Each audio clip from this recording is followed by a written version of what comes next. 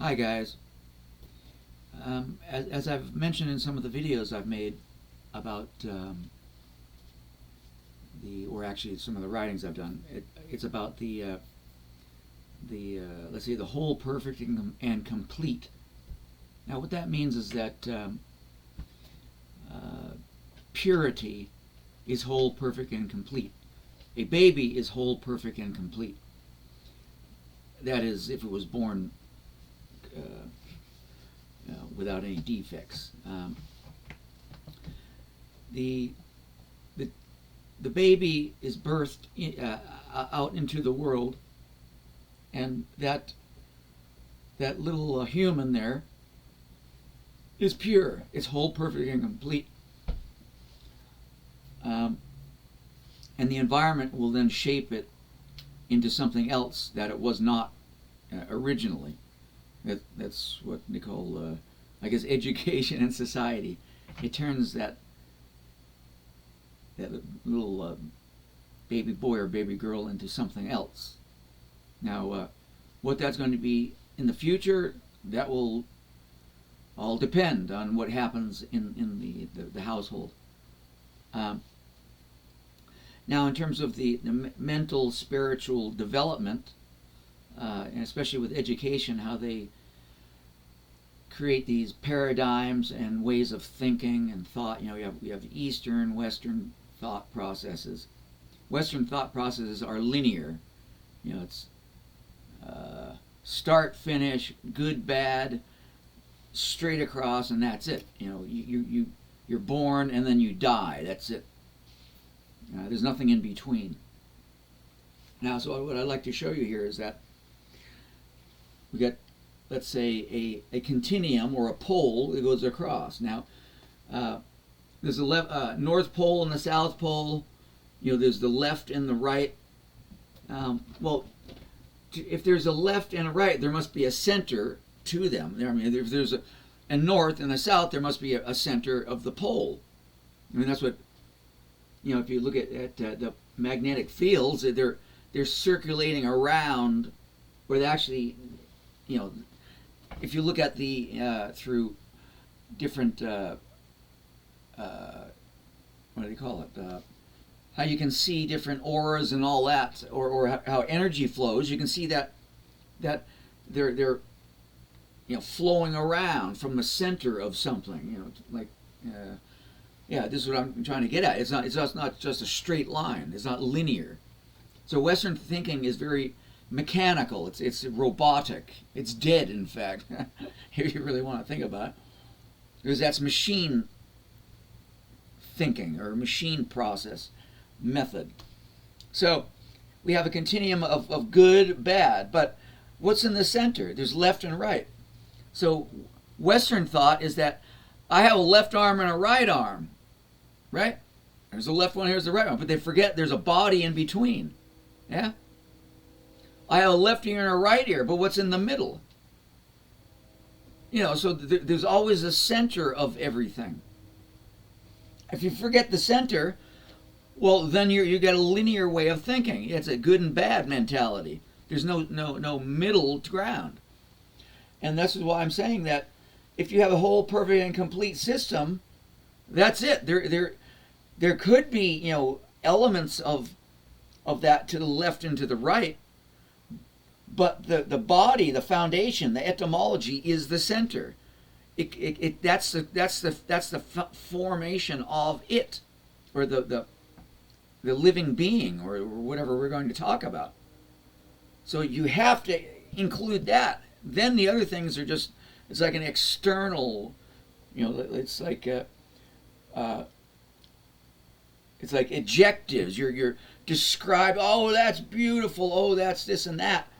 Well, that's a matter of an opinion. What that is. If you like X, and Bob likes Y. Well, two different opinions. Opposing opinions, right? Anyway, we go back to this concept. Yes, there is a whole, perfect, and complete system. Yes, there is pure love. So that being said, there can be a Garden of Eden, a paradise that everyone and everything gets along. It's all in your mind. If you think there's only a left and a right and a good and a bad, well, you're never going to be in the center. So yeah, there's going to be conflict. Everyone is, you get the two arms with no body. You just walk around like two arms, a left and a right. No head, no brain. That's correct. And that being said, we need to go back. We need to figure out what is whole, perfect, and complete. Like the origin, when you're born, where you came from. You came from a different reality or a different place.